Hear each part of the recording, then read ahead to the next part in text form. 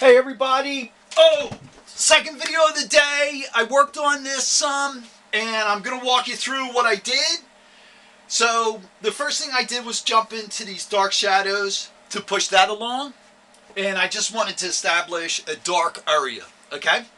Then let's talk about going back in here in the background. So once again, I mixed up that burnt umber and ultramarine blue, right?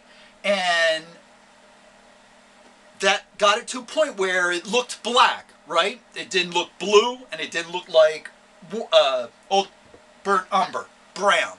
It looked black. It was like right in the middle, okay? Added white, and then went back in here and created some grays and whatnot.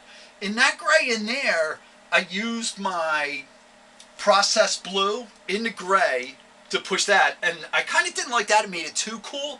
And then I went and put in some of the violet in there, or purple, right? So that purple's got a little bit of red in it, pushes it warm, okay? So went back in there, used the white, straight up white, and thinned it out some to try to develop some of these highlights, and then just played with where shadows were, right in here, and then little other shadowy areas. Didn't do much down in here, right? Did some there, got to fix that right there. That's a mess up. The processed blue, and you're going to learn this, guys. You're going to start mixing with color, and it's going to send it off in a certain direction, right? And you're not, you think it's not going to change radically, but it does, okay?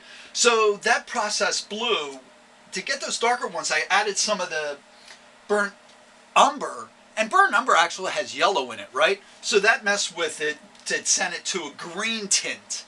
And then when I was looking up there, and I'm going like, okay, well, there could be a green tint because there's yellow bouncing around up in there, and also in the bowl and the squash up there, right? So color bounces all over the place up there. I also added some still life examples into a folder, and they're now up in the module, and you guys should look at them because there's actually some really interesting still lifes in there, like an orange with the peel undone. And then so I would think even in your studies you don't have to go this way. It's just fixed in my head to go this way, right? You can look at those. I would look at those still life examples I put in there and go like, oh my god, it's just like an apple on a box with a certain color in the background. Do that.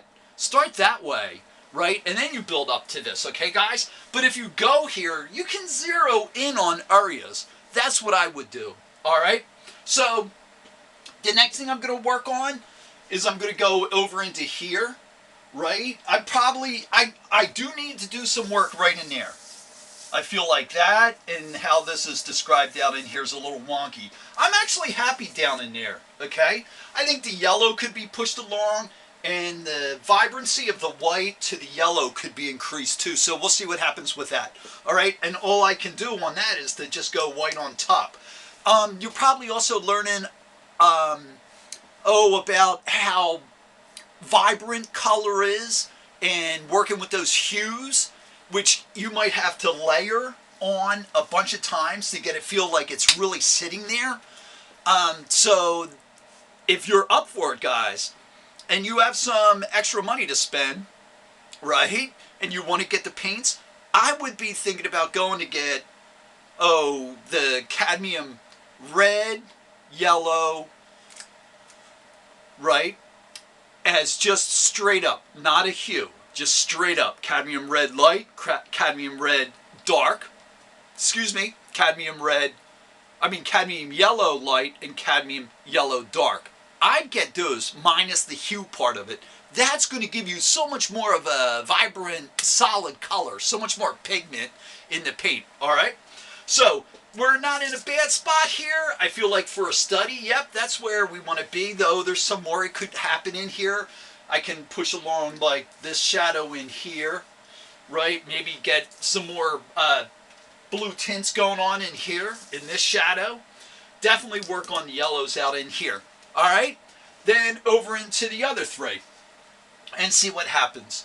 All right, So that's that. I hope everybody's doing well, and I really hope you're watching these videos, guys. You know, I can tell. Yeah, I was going to say I can tell how many times it's been watched, but I'm really not paying attention to that. It's up to you to watch the videos, right? Oh, I want to end on a story. A long time ago, when I was in school at Portland School of Art, we came back from. I was in the fall semester. I think it was my junior year, and I went into printmaking, and a really good friend, Michael Lukashko, went into painting. And one day after class, or in between classes, I saw him in the hallway, and I said, "So, what are you doing in painting over there?" And he goes, "Oh, we're reading a lot." And I said, "You're reading a lot? Why aren't you painting?" And he looked at me and he goes, "Well, don't you want to learn, Chuck? So when you read, don't you learn? When you watch a video," and I know I'm not trying to be self-promoting here, guys. I'm just trying to be your teacher, right? So when you watch those videos, learn from them, right? I'm giving you my strategy that was passed down to me, and to tell you the truth, when I'm talking to you guys, I hear Veronica Benning from Portland School of Art talking to me, right, about my painting. So anyway, I hope everything's going well. Hang in there. Let me know if you need any questions answered or whatnot. And once again, please get your work into the Google Drive folders, all right? I'm going to start going through. Some of you guys are going to hear from me tonight. All right. Have a good one. Bye.